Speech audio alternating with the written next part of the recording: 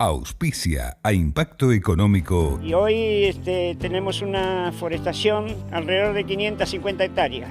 Esto en realidad no lo hago para mí, no lo hago para la comunidad, lo hago para la familia, para mejorar el medio ambiente, ¿verdad? Microtrack. Estudio Contable Carlos Soto. Cumplimos 15 años creciendo juntos. Atención personalizada y constante. Consultoría y asesoría en tributación. Contacto por consultas info@estudio-mediosoto.com.ar o al 299-402-3425. Tercer bloque de Impacto Económico. Acordate que en el restaurante Vive del Hotel Hilton Garden Inn Neuquén podés disfrutar del almuerzo ejecutivo, un menú que varía todos los días y no es necesario que seas huésped para disfrutar de este almuerzo ejecutivo que ofrece el Hotel Hilton Garden Inn en su restaurante Vive. Es hora de entender que el capitalismo no ha dado buenos resultados, es el planteo que hizo el presidente Alberto Fernández en un foro económico con la autocracia rusa. ¿Será así? La importancia de debatir las ideas, de escuchar distintos enfoques y de clarificar cuál es la estrategia, cuál es el sistema social más adecuado para el desarrollo económico, lo vamos a analizar con Juan Manuel Morales, magíster en economía. ¿Cómo estás, Juan Manuel? ¿Qué tal, Daniel? Gracias por la invitación. Bueno, me gustaría comenzar con una definición, porque muchas veces, quizás coincidas, se hablan de distintos temas, de distintos conceptos, sin tener en claro a qué nos referimos. ¿Qué es el capitalismo o la libertad económica o la economía de mercado? ¿Qué definición podríamos dar? Bien, como vos lo has dicho, capitalismo hace referencia a la libertad económica y libertad económica es libre mercado. Entonces, lo más importante es definir qué es el mercado, ¿no? Claro. Podríamos definir mercado como un proceso de cooperación social mediante el cual, a partir de las valoraciones subjetivas de las personas, y se intercambian bienes y servicios, de esos intercambios surgen precios y los precios dan información sobre cómo asignar recursos escasos a los fines más valorados. Ahora, para profundizar un poco, ¿no? ¿Por qué digo que es un proceso de cooperación social? Porque siempre que hay un intercambio voluntario entre personas o entre dos partes, ambas partes salen beneficiadas. Es decir, si yo, por ejemplo, tengo sed y estoy por el centro y quiero ir a un kiosco, selecciono una bebida, le pregunto el precio del kiosquero, el kiosquero me dice, no sé, 50 pesos. Bueno, yo hago la transacción, quiere decir que yo me beneficio porque yo valoro más la bebida que el kiosquero tiene para venderme que los 50 pesos que tengo en el bolsillo, y el kiosquero valora más mis 50 pesos que la bebida que tiene en la heladera. Ambas partes nos beneficiamos, Sí. ¿no? A partir de aquí sale un precio. El precio es un registro histórico, ¿no? Y este precio da información a los oferentes, donde dicen, bueno, en Neuquén tal bebida tiene un precio de 50 pesos, entonces tenemos información sobre cuánto vender, cómo venderlo, cómo producirlo, y a su vez a los consumidores para que tomen decisiones sobre cómo gastar su dinero, ¿no? Claro. Esto genera un círculo virtuoso de competencia donde cada vez la gente se esfuerza más para servir al prójimo con mejores bienes y mejores servicios a mejores precios, ¿no? Sí. Y esto es un poco lo que ha pasado en el mundo en los últimos 250 años y ha dado un boom de riqueza fenomenal para la humanidad, ¿no? Sí, tal cual. Bueno, pensemos cómo ha aumentado la expectativa de vida de 200 años para acá. Mira, hace 200 años, tenía el dato justo, hace 200 años ni en el país más desarrollado, podemos hablar de Francia, Inglaterra en aquel entonces, 1800, en ninguno de esos países la esperanza de vida superaba los 40 años. Hoy en esos países la esperanza de vida es de más de 86 años, o sea, se ha más que duplicado, y la esperanza de vida promedio hoy es de 73 años más o menos. O sea, tanto los países los más pobres también han aumentado su esperanza de vida. O sea, todos hemos mejorado, lo que pasa es que algunos lo hacen a más ritmo que otros, ¿no? Claro, en función de qué sistema social es el que permite una mayor libertad para desplegar la capacidad creadora de cada uno, ¿no? Porque lo central del capitalismo o de la libertad económica justamente es la libertad.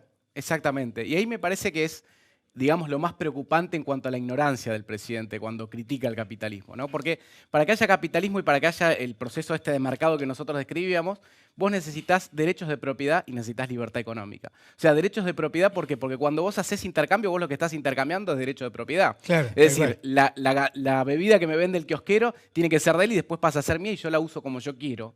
Y el dinero que yo le pago al kiosquero, él después lo gasta como quiere. O sea, tiene que haber derechos de propiedad. Nadie puede vender lo que nos dé uno. Y después cada uno tiene el derecho a transaccionar con quien claro. quiera. Sí, sí, sí. ¿No? Entonces, cuando el presidente critica el capitalismo, lo que está haciendo es criticar estas instituciones que son la base de la sociedad capitalista. O sea, Claro. la base de la sociedad como la conocemos hoy.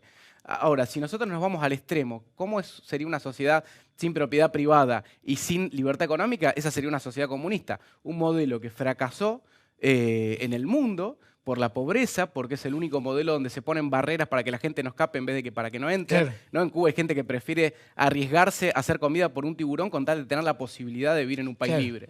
Sí, sí, pensemos el caso de Venezuela. En o de los Venezuela. últimos 20 años, 8 millones de personas se fueron de Venezuela. Sí, sí, vota con los pies, ¿no? Claro. La distribución... O sea, se van, claro, donde creen que pueden estar mejor. Claro, el comunismo es la distribución igualitaria de la pobreza. Ahora, bueno, estamos en esa sintonía. Ahora, ¿cuál es el problema respecto al comunismo? Es que, digamos, siempre avanza sobre los derechos individuales, ¿no? ¿Cuáles serían los derechos individuales? El derecho a la vida, porque si pensás distinto te mato, y si no te podés morir de hambre. El derecho a la propiedad, todo lo tuyo pasa a ser del Estado, y el derecho a la libertad económica y a la libertad civil, ¿no? Es decir, si vos no pensás como yo, te persigo. Claro. Si vos tenés determinada orientación sexual, te persigo.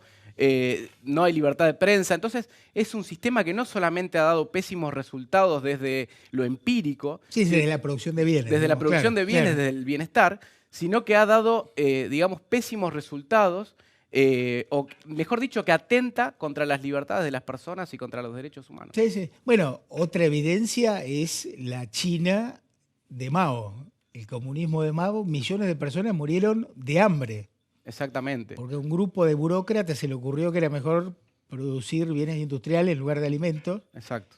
Y pasaba lo mismo en la Unión Soviética con las colas para comprar pan, ¿no? Exacto, sí. Más de, digamos, hay un libro que se llama El libro negro del comunismo y lo que recopila, digamos, es que el comunismo mató más o menos 150 millones de personas, Sí, ¿no? claro. Por persecución, pero de hambre también. Claro, O sea, lo que claro. demuestra que el modelo es un error. Sí, sí. Ahora, lo que es un tema interesante de análisis es cómo, a pesar de esta evidencia, de los hechos, hay gente que sigue creyendo en estas ideas, ¿no? Bueno, esto es una locura. Y más que nada con esta pandemia, porque lo que ha generado, todo el mundo dice, sí, esto ensanchó una brecha entre países ricos, entre países pobres. Sí, ensanchó la brecha entre los países capitalistas y los países que les falta capital. Ensanchó la brecha entre los países Claro. libres y los países menos libres. Los países libres vacunan, cayeron menos en términos económicos y se recuperan más rápido. Los países menos libres y los que les falta capital han caído más, no vacunan y les va a costar muchísimo más recuperarse.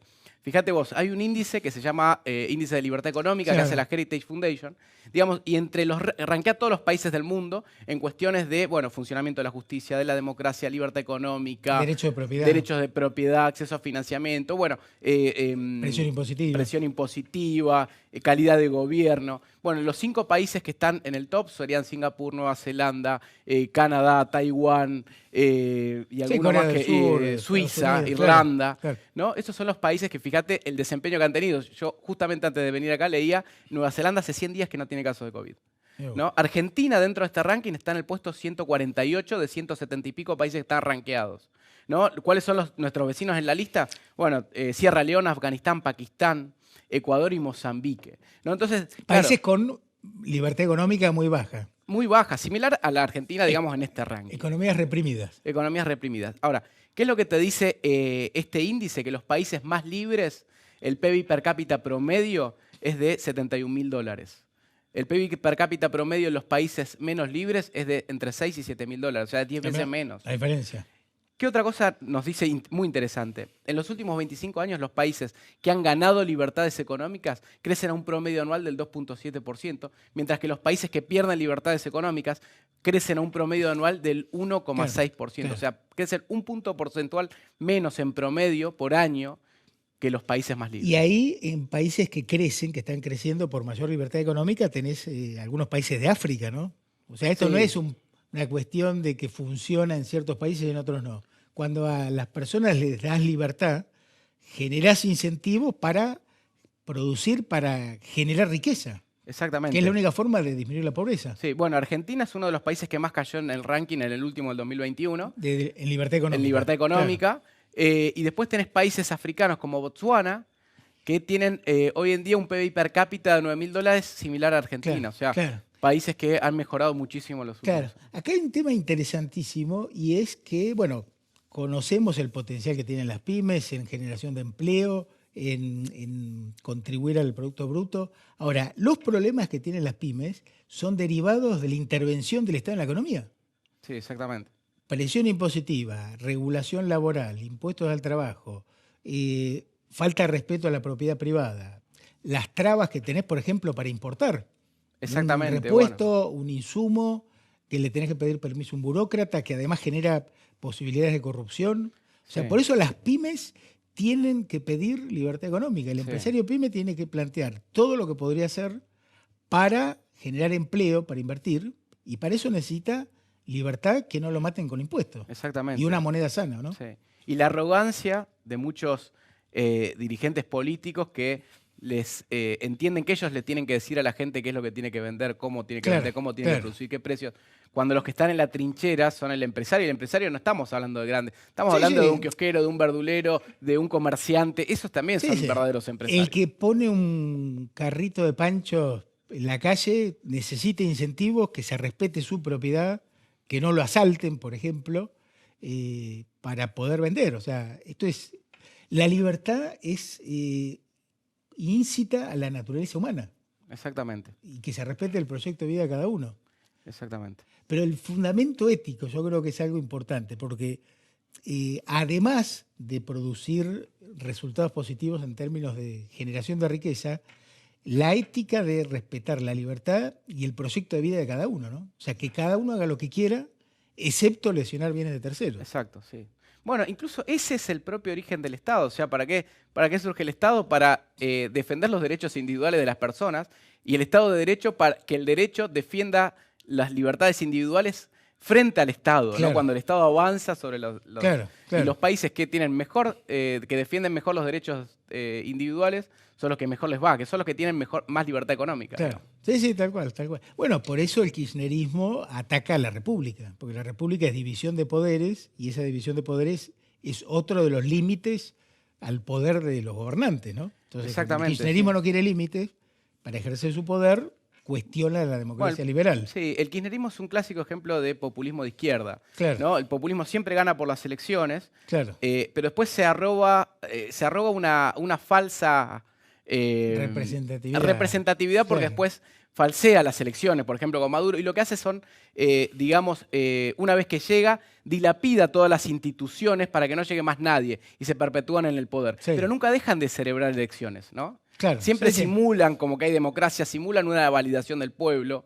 Y bueno, me parece que ese es el proyecto que tiene este Sí, sí, sí. gobierno. Eso en nombre del pueblo, ¿no? Siempre. Claro, por eso es Yo soy el populismo, ¿no? El defensor, pueblo claro. es la gente que yo apunto y el resto es el Claro. antipueblo. Por eso la importancia de la libertad económica y de entender qué funciona y qué no funciona, para que la sociedad civil entienda si le están proponiendo algo coherente o le están vendiendo espejitos de colores, ¿no? Sí, totalmente. O le están vendiendo un producto falso. Sí, y hay muchísimos datos en todos los sentidos. Mira, hay un gran libro que se lo recomiendo a la gente, creo que vos lo tenés, se llama Grandes Avances de la Humanidad. Es un libro medio verdecito que tiene una carita sonriente. El de Norberg. De Norberg, sí. Sí. Bueno, y tiene datos muy interesantes. Por ejemplo, lo que dice es que entre 1961 y 2009, o sea, ahora, la producción de alimentos creció 300%, y mientras que las tierras cultivadas crecieron 12%. ¿no? Si se hubiese mantenido, digamos, la productividad de 1961 constante, para producir 300 veces más de alimentos se hubiesen necesitado tierras cultivadas por 3.000 millones de hectáreas más. Eso abarcaría todo lo que es Estados Unidos, China y Canadá, ¿no? Digamos, hasta la libertad económica cuida el ambiente. Los países que tienen más libertad económica, digamos, tienen menos contaminación. Claro, porque la mayor productividad permitió producir más en el mismo o menos superficie. Exactamente, ¿no? Y el boom de la población, que digamos, el ser humano estará en la Tierra hace 180.000 años, tardó eso en llegar a los 1.000 millones de habitantes, en el 1800. Claro. A partir de ahí la población se multiplicó por 7 veces y medio. Sí, sí. ¿No? Y eso porque años. La gente vivía más. Esto es porque estas ideas del capitalismo, del libre mercado, son las que empezaron a dominar en el mundo. Bueno, ahora es una batalla nuestra también mantener esas ideas que funcionaron y no retroceder. Sí. Porque también te encontrás países en donde hay un retroceso, ¿no? Bueno, a pesar de los buenos resultados económicos, más allá de las mejoras que... Sí, y más en Latinoamérica. Fíjate lo que pasó en Chile, en Perú, en Argentina. Un tema para cerrar, cortito. En los países donde hay más libertad económica, más capitalismo, hay menos desigualdades, ¿no? Es un tema para menos otra desigualdad mesa. Y menos pobres. Y menos, claro. La pobreza promedio multidimensional. Multidimensional. En los países menos libres es del 35% y los países más libres es del 8%. Claro. ¿No? Otro promedio. Dato concreto, ¿no? Dato concreto, sí. Juanma, muy útil tu aporte, como siempre. Bueno, gracias, Dani. Continuaremos en breve. Pausa y último bloque, ya venimos.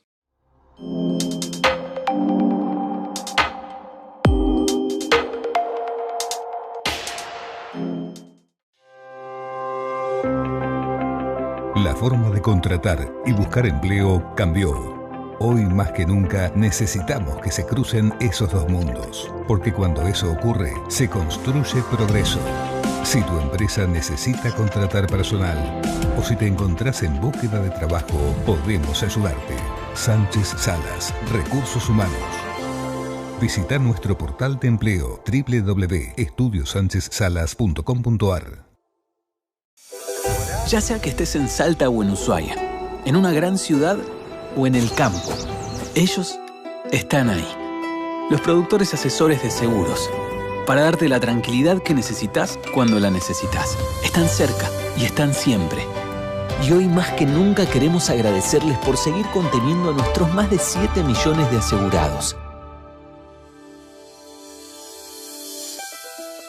Estamos. Sancor Seguros.